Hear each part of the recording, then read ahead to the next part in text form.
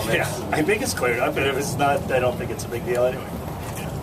I think he's ready to play baseball. He's had the great look in his eye. He's a great athlete. And, looks like he's going to have good health. You talked about something that you brought up, the stance, and how he looked at film and he was off a little bit, and they kind of shortened that up, that open stance. Is that something that... Well, his agent told me that he had worked on some things, and we'd like it. Obviously, he's not swinging yet, so as long as he has a good image of himself, that's all that matters. Bobby, do you have any update from trainers on Carl? You said they wanted to evaluate him when he got in. Did they? No. I mean, they were going to. I went in and talked to them after I saw Carl throwing to make sure he had clearance to throw, which he did. And their latest was he's about some time away from swinging. So upon evaluation, after they see him firsthand, I'm sure tomorrow morning they'll tell me what that sometime is. You had made reference yesterday to a couple of pitchers that perhaps were going to be held back. Was there a determination there? Well, I just had a talk. No, the answer is no, but one of them is Aaron Cook, who we talked to, and we decided there's going to be one more conference with the training staff and with him to determine if he threw 35 pitches today, to determine whether or not he's a step behind or on pace. I'm thinking of who the other one was. Ollendorf is not on pace. We're going to wait for that to happen. How about Jenks? Where's he? Bobby Jenks today? I mean, just not sure. I mean, just as far as the spring goes.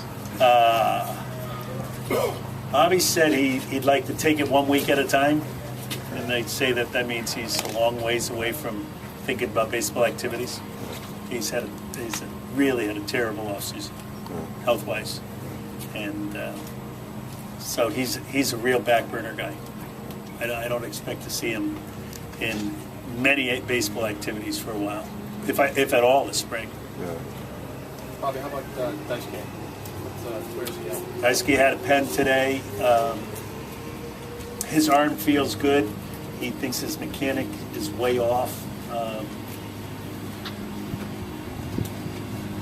He's healthy, and he's on that that recovery pace that all rehab guys are on, and he's on a very good pace. I don't think he'll pitch in spring training. Bobby, with Jenks, is it something to a point where it's a question whether he could pitch for you this year, or is it I would think that he would be that in-season trade that everyone would be looking for, and we'd have him right here already. That's what I'm hoping for at this time. So you're talking fairly... I would think sometime in the season. Things happen differently, and that's my opinion. That's not written in any holy grail. Now, I know you have to get over that embolism, and I guess you have to have 2 times back surgery. Is that how it ended up working out? Yeah. Was there anything else? He has a list, and so I don't want to really. I don't want to make like I'm the doctor or the reporter who knows it all. I am neither. Bob, how does this all feel being back after a while? For me, it's great. Tomorrow, I think, tomorrow, this has all been voluntary. So it hasn't been kind of my program, and I've been learning names and faces and fields and concepts, sharing concepts. Tomorrow we're actually going to practice together, and after that I'll probably have a different feeling. Is there butterflies, or how do you characterize it? I don't think no. There's. I really like the way the coaching staff has been gung-ho to get things started and to put things together, and I have a good feeling of things beginning to come together. Bobby, I think you may have addressed this for those of us who were up in the press box belatedly. No. How do you determine where Crawford hits in the lineup?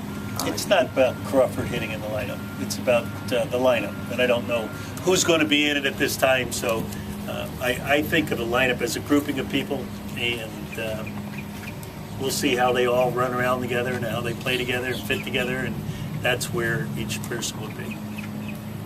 You know, Bobby, I saw you working with Mike Aviles today at shortstop. What did you think?